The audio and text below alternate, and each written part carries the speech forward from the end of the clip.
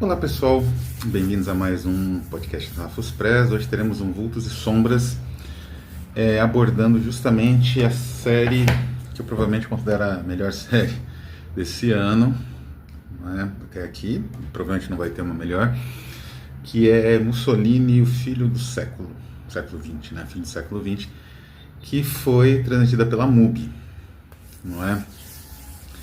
É uma série, bom, quem acompanha o canal, tem algumas pessoas que acompanham, não acredito eu, mas quem acompanha o canal sabe que eu tenho visto bastante série ultimamente, né? Tenho visto poucos filmes, né? Apresento poucos filmes aqui no canal, por conta disso, inclusive. E principalmente filmes recentes, né? Menos ainda. Mas eu tenho apreciado muito séries, né? As séries digamos que eu gosto bastante e tem aspectos, né, nas séries que eu acho muito interessantes, né? Ano passado teve a série Disclaimer, né, da Apple TV, que eu achei sensacional, né? Especialmente essas séries dirigidas por bons diretores, baseados em livros instigantes, né? Como é o caso, aliás, de Disclaimer, né, que era do Antônio Cuarón, baseado num livro mais ou menos conhecido, né? Não tanto até, a respeito de cancelamento, então um tema bastante importante e tal. Esse ano é justamente o M, que é uma série incrível, né? Ela tem vários aspectos muito peculiares, né? Mesmo, porque para começar é uma série transmitida pela MUBI, que é esse canal de streaming mais artístico, né? A MUBI, ela tem até alguns filmes no catálogo, algumas séries no catálogo. Não é? Por exemplo, Twin Peaks estreou recentemente na MUBI. Aliás, eu também recomendo, não é? Quem não conhece ainda, que veja Twin Peaks, é sensacional, né? Se não me engano, também está disponível outra série que eu recomendo, que é O Reino, de Lars von Trier, né? Tem as 3 temporadas, né? Eu tinha assistido 2 na mostra de cinema de alguns anos atrás, agora tem as 3 completas, né? Tá tudo completo. Mas essas séries não foram produzidas para o MUBI, elas foram produzidas em certos contextos, graças aos prestígios, né, dos seus diretores e tudo mais, elas agora estão disponíveis no MUBI. Já Mussolini Filho, que é M, né, já vou comentar um pouco sobre esse M, o filho do século XX, é uma série do MUBI, produzida pelo MUBI, inclusive no site, né, você tem os 8 episódios, né, mais ou menos de 1 hora cada, muito dinâmica a série, muito inteligente, né? São episódios mais ou menos curtos e que te tem um gancho, cada episódio tremendo, né? Então aquilo te prende, né? De uma tal maneira que você fica interessado no próximo episódio. E junto, inclusive, no próprio site do MUBI tem alguns extras, digamos assim, que você encontraria, e talvez encontre, da Criterion ou outra parecida em breve, em Blu-rays, né, em edições assim de luxo do material ali já transcrito para uma mídia física, né, que ainda é a preferência de colecionadores de um modo geral. Mas o MUBI é um dos poucos canais, no Brasil não tem muitos, a gente tem um Criterion, né, e tal, poucos canais que trazem filmes diferentes, né, fora do eixo hollywoodiano, que é insuportável. E eles trouxeram uma série, né? Isso é muito curioso. E é uma série incrível em vários aspectos. Eu vou tentar dividir em 3 aspectos centrais, porque é uma série. Isso que também me fascina muito nas séries, né? Acompanho algumas, né? Já falei de uma desse ano, por exemplo, que é Smoke. As da Apple TV eu aprecio bastante. O próprio Disclaimer é da Apple TV também. Mas eu vejo outras também, porque a série ela permite esse arcabouço muito complexo de elementos, porque é longo, né? O filme também permite, mas cada vez mais os filmes eles são estratégias mercadológicas, né, para acionistas assim, interessar mesmo, de certa forma, os filmes fora do eixo de Hollywood. Mas voltando, a estrutura da série ela é muito singular, né? Ela é baseada, para começar, numa trilogia de livros de um historiador italiano chamado Antonio Scurati.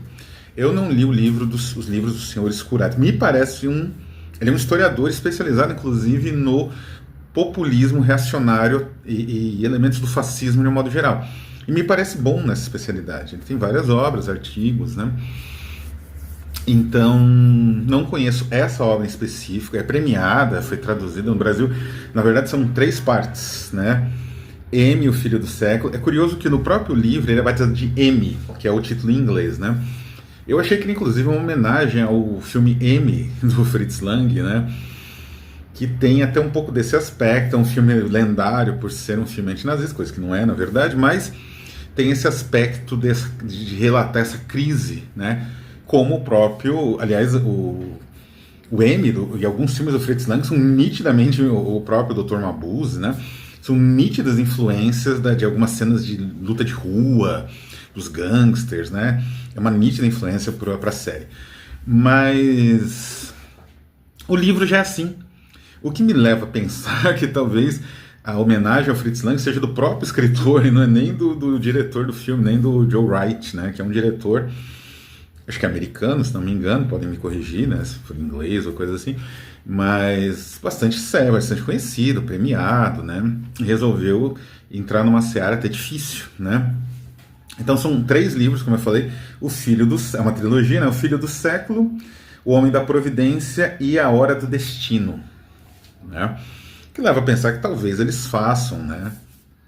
Uma diferença aí, não tem nenhuma obrigação de fazer ano que vem, tem que correr para fazer, foi sucesso. Provavelmente vai ser produções bastante demoradas, porque essa é uma produção bastante complexa, bastante sofisticada e que deve ter demorado meses para ser filmada.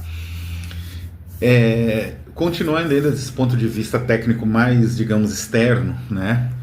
É uma produção europeia, tem lá, né? Tem bastante, eu acho que é filmado na Itália, né? Embora as produtoras, algumas sejam americanas, mas o próprio Ministério da Cultura italiano é creditado, né? E ele tem uma característica que essa já me pegou desde o primeiro episódio, que é o seguinte: é uma série falada em italiano, com atores italianos, que tem uma expressão em italiano bastante complexa, aliás, porque o italiano falado na série não é só um italiano artificial, macarrônico, né? É um italiano vivo, então tem um italiano das ruas, que é muito falado pelos próprios ali, pessoal das brigate de combatimento, né? Brigate fascista de combatimento. Tem um italiano muito mais sofisticado, os escritores que aparecem, como Marinetti, como o próprio D'Annunzio. Já vou falar dessas aparições em breve. Os atores são italianos, né?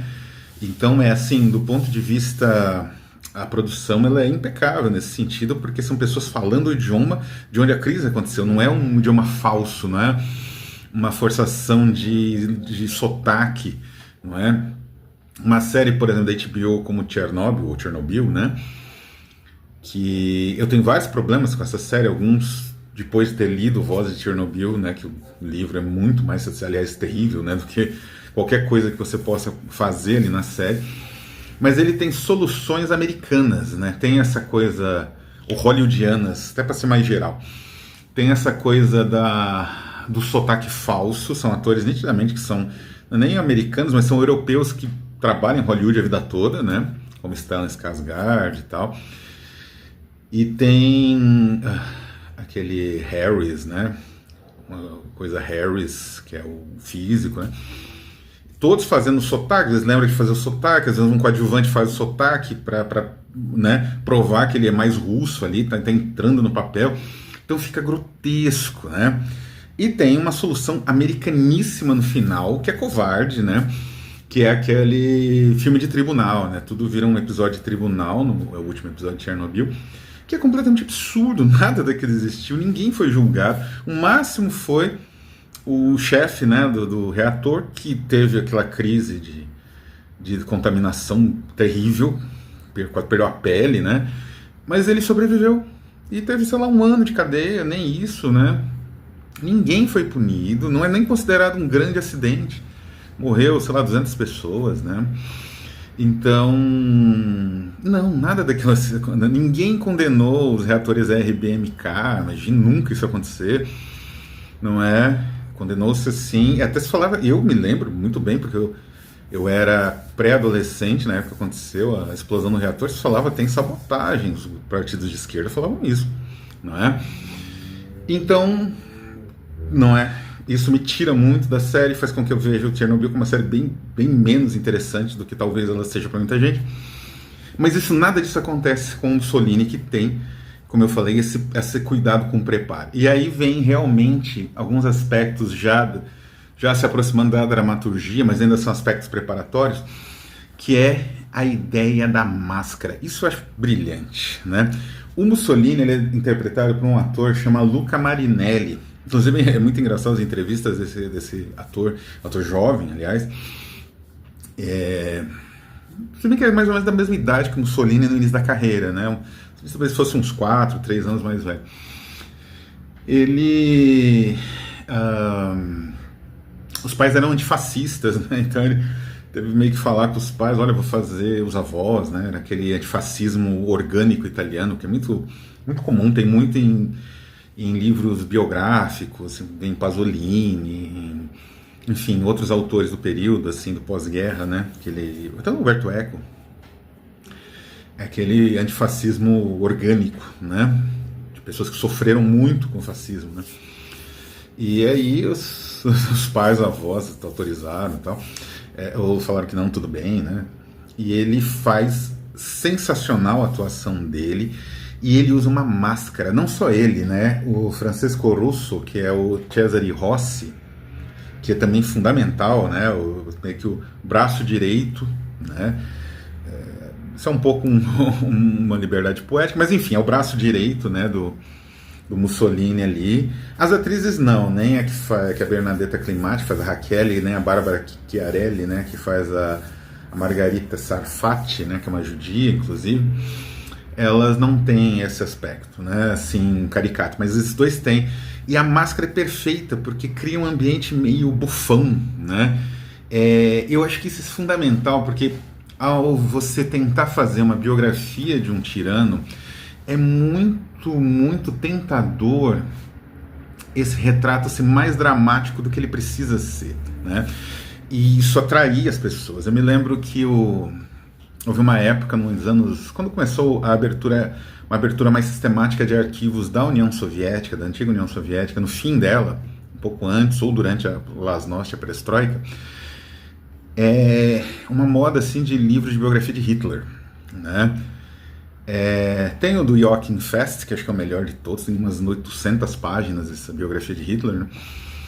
Mas tinha várias, e tinha um pouco desse aspecto assim, meio de um fascínio, né? Aqui, nesse caso, o Joe Wright, ele muito espertamente, a produção, ele neutraliza, porque é uma máscara, e é nítido que é uma máscara, é nítido que é uma caricatura, né? É um ator mais jovem, mais bonito, né? Que está embaixo daquela maquiagem de, sei lá, aberração da natureza, que é o caso do Mussolini, não é? E aí a gente começa a entrar num aspecto, digamos assim, dramático, né, no aspecto realmente ali da estruturação da série, né? A série é estruturada como o primeiro livro, ela é estruturada em mais ou menos um período definido. Os livros, eles são períodos definidos de uma forma muito inteligente. Tem um período inicial, que seria essa primeira série, que viria do fim da Primeira Guerra Mundial e constituição das brigadas fascistas, né, Brigate Fasciste de Combatimento, né, até a tomada de poder em 1925, tomada definitiva. O Mussolini já estava no poder há um ano, mais ou menos, desde 24, e aí teve uma tomada definitiva que aí acabou os partidos, acabou tudo, né, que foi em 25. Depois, o segundo livro é de 25, descoberto que o Mussolini estava muito, muito mal de saúde, assim, até 38, não é? 38 é um ano fundamental, realmente um historiador que escreveu, né? Então isso é muito bem estruturado, e de 38 até a morte em 45, né? 38 é quando Mussolini vai aplicar leis de segregação racial, coisa que nunca existiu na Itália, contra os judeus, né? E aí vai gerar toda até uma literatura, né? Bom, primeiro que gerou um conflito dentro do partido, como eu falei, A Bárbara Chiarelli, né, a atriz que faz a Margarita Sarfati, era real, ela era uma amante de Mussolini judia. O Mussolini não tinha nada contra os judeus, assim, vários fascistas eram judeus, né, e ele foi perseguir realmente, seguindo Hitler, né, isso gerou um dos grandes livros do século XX, né, que é o Jardim dos Fins e Cotini, né, do Bassani, esse drama. Enfim, então a série ela se passa nesse período, que é um período mais ou menos de constituição do fascismo, não é? E aí, para poder representar esse período de uma forma dramática, as soluções são sensacionais, né? A produção ela utiliza um aspecto, digamos assim, uma construção cenográfica mais ou menos teatral.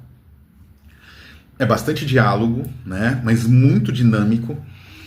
Bastante, digamos assim, são poucos cenários, muito cenário interno, mas tem alguns externos ali bem interessantes a maneira como se aproveita. Existe uma maneira interessante de se aproveitar também de certos palácios que nitidamente são reais, né? São filmados em palácios mesmo, tal. E isso faz a série ao mesmo tempo quase claustrofóbica, quase teatral realmente, e bastante dinâmica, cinemática, né? E esses processos todos vêm das vanguardas históricas. E isso, para mim, quando eu percebi, né, já no primeiro episódio é fácil de perceber, essa influência das vanguardas vira um deleite, né, para quem assim é interessado no trabalho, né, do Eisenstein, do Kuleshov, não é, desses grandes diretores, Dovzhenko, né, são os grandes diretores soviéticos. O próprio fez o Cineolho, né? Todos esses, eles são meio que uma base estrutural da edição e montagem do filme, que é daí brilhante, né? É sensacional, é uma edição e montagem que dá gosto de assistir, porque ela como eu disse, embora tenha um aspecto quase teatral do sentido cenográfico, mas não é qualquer teatro, é um teatro de vanguarda, é um teatro muito inspirado pelo próprio futurismo italiano. O futurismo italiano é uma das grandes influências estéticas de toda a série. Então, essa coisa dinâmica de mesclar a imagem da época, né, preto e branco, às vezes nem da época mas editado, com... Isso também vem um pouco dos filmes do Orson Welles, né? Mas, enfim, com pessoas andando nas ruas, massas de pessoas, né? Que era bastante do teatro de vanguarda, futurista e outros também. Isso tem bastante na série, só que montado de uma forma soviética. Então tem um dinamismo muito grande das montagens, das formas de filmar, né? As cenas de violência, e tem uma violência extrema nessa série, né? Em vários momentos. Só que a maneira como é montado faz com que a violência não seja tão, digamos assim, não grite. O que seria muito sensacionalista. Não é esse o objetivo também da série, né? Então, porque os fascistas eram violentíssimos, davam óleo de rícino para mulher grávida, espancavam mulheres grávidas, né? Tinha algumas restrições, até de você ter bastão em casa, bengala em casa, tamanho uso de armas brancas e porrete, né? E eles conseguiam com o couro do peixe, que fica duríssimo, né? Então essas violências dos fascistas, quando não dava tiro mesmo, execução, né? Igual jagunço, igual gangster, né? Que é o que eles eram, na verdade. Isso tem um processo de montagem que faz muito efetivo, né? Até usando às vezes máquina, assim, brinquedo, máquina.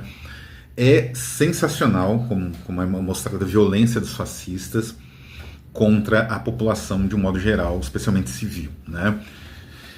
E digamos assim, um outro elemento de vanguarda que é bastante utilizado nesse seriado é a quebra da quarta parede, que é um elemento de um distanciamento brechtiano. É curioso que a quebra da quarta parede agora é identificada como uma coisa que gibi e de história em quadrinhos, e não é. É um processo antigo, inclusive, as tragédias de Shakespeare têm, que são os apartes, né? Que é uma espécie de você saber o que o personagem está pensando, né? É uma ferramenta. Mas o Brecht usava isso como uma espécie de quebra do procedimento dramático, você ter noção que você está diante de um processo dramático, que aquilo não tem uma verossimilhança em jogo, né? E a série usa bastante isso, com esse mesmo princípio brechtiano. Então você quebra, ele quebra bastante a quarta parede, o Mussolini fala, né, descreve as ações dele, fala com o público, né, para que o público entenda, né, que aquilo é uma encenação, na verdade. E isso é muito interessante, né? Ele inclusive tem umas falas meio Trump, né, que é para atualizar o negócio, claro, e associar com o líder populista de corte fascista mais poderoso do momento, que é o Trump, né? Posto isso, a gente entra, digamos assim, esses aspectos técnicos, né, de produção e de dramaturgia e cenografia, não é? Como eu disse, dentro, né, desse aspecto dramatúrgico, da dramaturgia e da cenografia, tem alguns momentos sensacionais, né? Essa representação das violências fascistas, quando ele apresenta os líderes do esquadrão fascista de combatimento, é incrível, né? Tem um outro momento que é antes do sequestro e execução do Matteotti, que tem uma importância gigantesca na história da italiana também, que era um deputado socialista. Tem uma espécie de plano zenital de uma orgia. É muito rápido, mas é muito bem feito, muito inteligente, né? E muito revelador do que eram aquelas pessoas, né? Que iam cometer um crime bárbaro, né? Um crime a sangue frio, não é? Uma pessoa que não fez nada contra eles em si, né? Só pela ideologia e tal. E aí a gente entra digamos assim, na parte realmente do conteúdo, né? Da narrativa. O que é essa narrativa? Como eu disse, é uma narrativa progressiva, né? Você vai vendo os fascistas tomando o poder aos poucos, né? No início eles são só um grupo isolado de pessoas desajustadas, militares desajustados, que não conseguem voltar para a vida civil, depois de uma classe média assim, muito amedrontada com a possibilidade de uma revolução comunista. Depois burgueses, sabe, vai adicionando burgueses ricos que também têm medo da revolução comunista, né?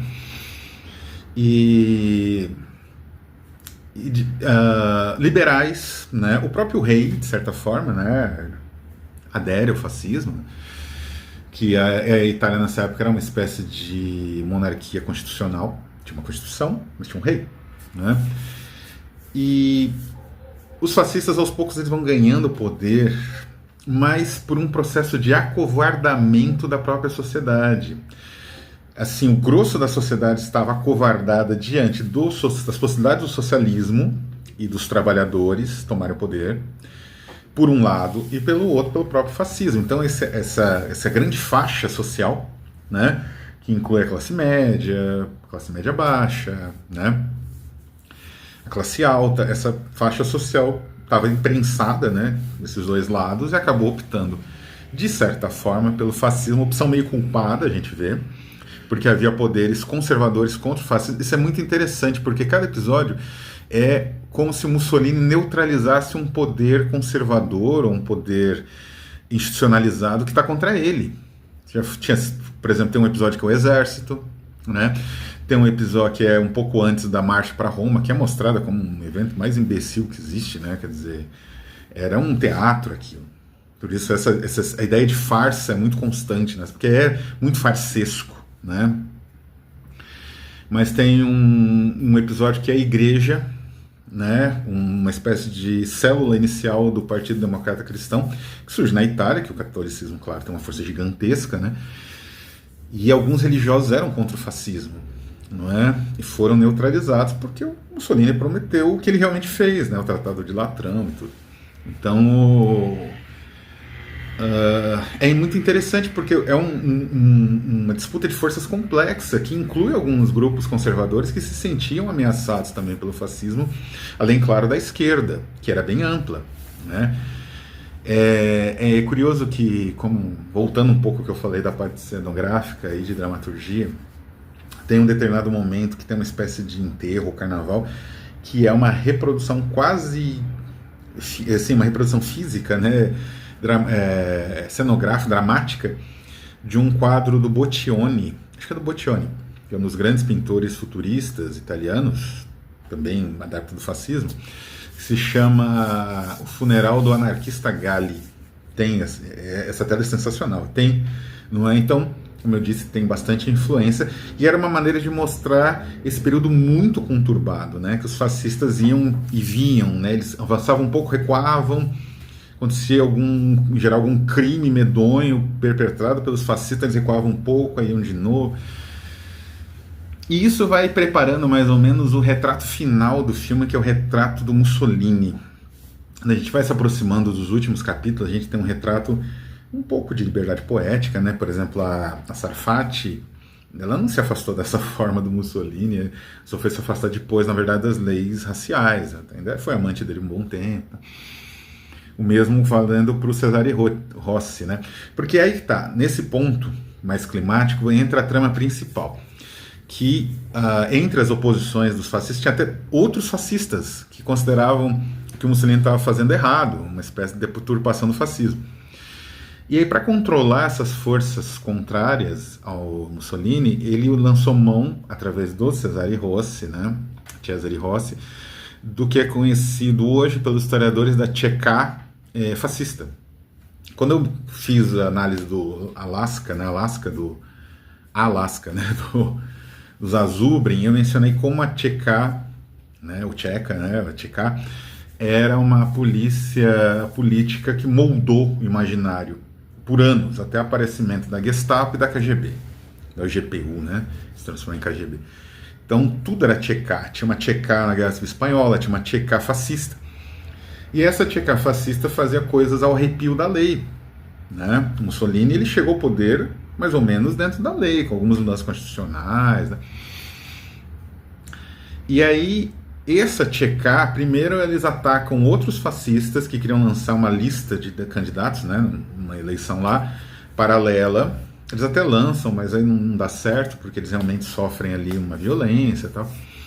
E depois é o caso do Matteotti, que é sequestrado por essa Cheka fascista e assassinado, que é o que a Cheka fazia mesmo. E o que acontece? Nesse ponto, o Mussolini ele é meio que abandonado por todos, ele tem que se reinventar, digamos assim, né? Não vou dar spoiler, embora o spoiler seja óbvio, mas existe uma articulação dentro da trama que é só assistindo. Não dá para eu descrever, né? Do que ele faz para realmente conquistar o poder, porque está por baixo. Ele consegue reverter, né, virar o jogo de uma forma espetacular, mas não uma forma, digamos assim, que você se sinta bem no final. Muito pelo contrário, não é uma forma catártica, é uma forma sensacional, mas terrível ao mesmo tempo. Não é? Faz ali se sentir mal. Não é?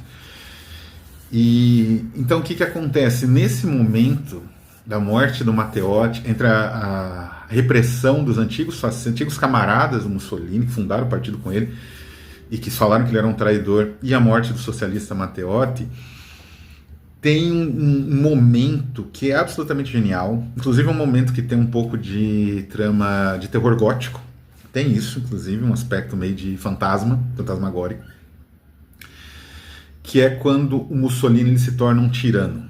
Tirano, não sei também se isso é do livro, né?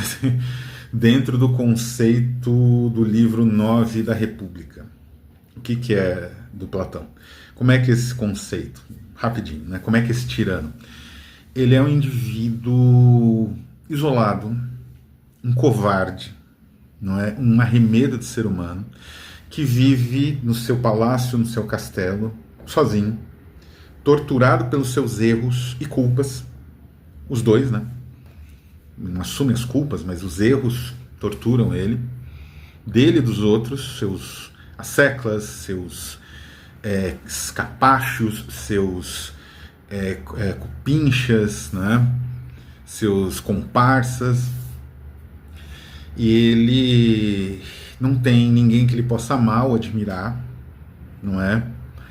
E esse arremedo de ser humano, ele, digamos assim, vive com medo de todos. Todos vão tomar o poder dele. Então ele tem medo de todos eles, medo de tudo, não é? Na noção aristotélica, na noção platônica, né, que aparece na República, é o mais baixo, o tirano é o mais baixo ser humano que possa existir, não é? Então, é um retrato perfeito, né? Bem que eu considero, né, A República é um dos livros meus, 5 melhores livros que eu li na minha vida, mas independente disso, para 2000 anos atrás ainda é um retrato que vale, e é exatamente o retrato que aparece do Mussolini aqui no final. Só que a gente está no século XX, não na antiguidade grega, né? Então o Mussolini ele consegue reverter isso. Ele consegue se aproveitar do acovardamento que ele mesmo inspira nas outras pessoas, terem medo dele. Ele tem medo de todo mundo e as outras pessoas têm medo também, não é? E isso faz com que ninguém nunca acuse ele. Então uma série de crimes, inclusive alguns que o filme mostra com um trabalho de historiador, né, do Scudaci, né? Que é o caso do filho, de um filho que ele renegou e ficou meio escondido. Toda a história italiana, que é o caso da Ida Dalser, né? Foi mandada para um hospício, o filho também foi internado no hospício, os dois morreram misteriosamente nesse local de doentes mentais, né? E então ele consegue reverter. Ele consegue porque a sociedade ainda é mais covarde que o tirano covarde que governa ela. Série sensacional, né? Tentei aqui foi um pouco mais longo que o normal o vídeo, mas eu tentei explicitar todos os elementos dessa série. Vale a pena vocês assistirem, vale a pena conhecerem.